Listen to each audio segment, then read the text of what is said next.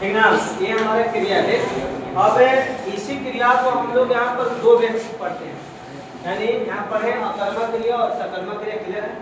यानी जिस क्रिया पूछेगा कि ये आपसे पूछेगा कि किस क्रिया को करने के लिए कर्म की आवश्यकता नहीं पड़ती है, इसमें अकर्मक क्रिया में, और किस क्रिया को करने के लिए कर्म की आवश्यकता पड़ती है सकर्मक क्रिया में।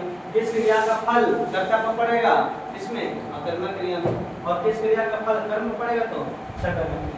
और यहाँ पर देखो, अब आगे हम लोग देखते हैं क्या है कि जो सकर्मक क्रिया है इसका दो भेद होता है।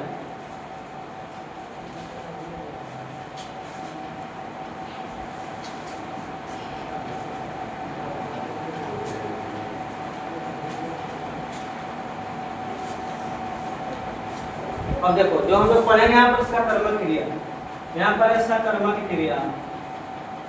सकर्मक क्रिया, सकर्मक क्रिया के दो भेद होते हैं, इसका भेद दो होता है, दो भेद है। पहला नाम है एक कर्मक क्रिया, एक कर्मक क्रिया, एक कर्मक क्रिया। दूसरा है द्विकर्मक क्रिया, द्विकर्मक क्रिया। आपसे पूछेगा कि सकर्मक क्रिया के कितने भेद होते हैं, तो सकर्मक क्रिया के दो भेद होते हैं। पहला एक कर्मक क्रिया, दूसरा क्या है द्विकर्मक क्रिया। तो हम लोग सकर्मक क्रिया में देखे यही है कि हमको सकर्मक क्रिया को करने के लिए क्या चाहिए, कर्म चाहिए। तो यहाँ पर देखना है कि जिस क्रिया में है ना, यानी जिस सकर्मक क्रिया, जिस है ना सकर्मक क्रिया में, सकर्मक क्रिया में है ना एक कर्म का बोध हो, एक कर्म का बोध हो, बोध हो, उसे एक कर्मक सकर्मक क्रिया कहते हैं, सकर्मक क्रिया कहते हैं। यानी जहाँ कर्म की संख्या क्या हो, एक पूछेगा कि जिस क्रिया में है ना, जिस सकर्मक क्रिया में एक कर्म का बोध होता है उसे हम क्या कहते हैं, एक कर्मक सकर्मक क्रिया। जैसे देखो, जैसे एग्जाम्पल हम लिखेंगे यहाँ पर ही उदाहरण में लिखेंगे जैसे कि गीता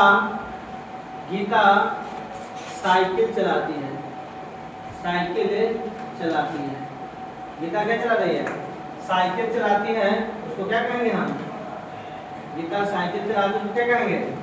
इसमें कर्म क्या वो दिख रहा है, एक वो दिख रहा है। या फिर लिख रहा है कि राधा फल खाती है, फल खाती है, इसमें कर्म क्या वो दिख रहा है, एक वो। या फिर लिख रहा है कि बच्चे गेंद खेलते हैं, बच्चे गेंद खेलते हैं, कर्म क्या वो दिख रहा है, एक वो। तो जिस सकर्मक क्रिया में कर्म क्या वो होगा, एक होगा, तो उसको कहेंगे सोचिए हम एक कर्मक सकर्मक क्रिया।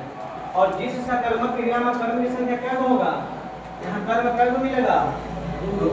कर्म संख्या क्या होना चाहिए, दो, है ना। लेकिन दो में वो है एक होना चाहिए निर्जीव, एक होना चाहिए सजीव। कर्म दो होगा, एक निर्जीव होगा, एक सजीव होगा। जैसे लिखा रहेगा यहाँ पर क्या, जैसे लिखा रहेगा कि तुम गाय को चारा खिलाओ, चारा खिलाओ। तो देखो तो कर्म दो दिख रहा है, वो गाय दिख रहा है, वो चारा दिख रहा है। तो गाय कुछ हो गया सजीव, और चारा कुछ हो गया निर्जीव। तो जिस सकर्मक क्रिया में जो कर्म होते हैं उसको हम क्या कहते हैं, द्विकर्मक सकर्मक क्रिया। या फिर लिखा रहेगा कि माँ बच्चे को दूध पिलाती है, दूध पिलाती है। माँ दूध किसको पिला रही है, बच्चे को पिला रही है। तो बच्चे हो गया कुछ सजीव, और दूध क्या हो गया निर्जीव। या फिर लिख रहे हैं कि अध्यापक बच्चे को भूगोल पढ़ा रहे हैं, भूगोल पढ़ाते हैं। तो ये को देखिए बच्चा क्या हो गया, सजीव हो गया, और भूगोल क्या हो गया, निर्जीव हो गया। या फिर यहाँ पर लिखा रहेगा ना, या फिर एग्जाम्पल में यहाँ पर लिखा रहेगा कि मालिक या नौकर है ना, नौकर मालिक को पानी देता है, पानी देता है। तो देखो तो मालिक किसका बोध करा रहा है, सजीव का, और पानी किसका पूछ रहा है? निर्जीव का, है ना। तो यहाँ पर द्विकर्मक क्रिया वही कहता है कि जिस क्रिया में दो कर्म होता है, जिसमें से एक कर्म क्या होगा? सजीव, और दूसरा कर्म क्या होगा? निर्जीव, उसको कहेंगे द्विकर्मक क्रिया। और जिस सकर्मक एक कर्मक क्रिया में क्या होगा? कर्म की संख्या क्या होगा? एक कर्म होगा उसको एक कर्मक क्रिया, और दो को कर्म होगा उसको हम द्विकर्मक क्रिया। लेकिन इसमें रीजन है कि एगो कर्म निर्जीव होना चाहिए और एगो कर्म क्या होना चाहिए? सजीव होना चाहिए। तो ये हम लोग क्रिया जानते हैं, तो क्रिया नंबर होता है, ठीक ना। तो हम लोग ये दो क्रिया को देख लिए, ये हमारा क्रिया क्लियर है।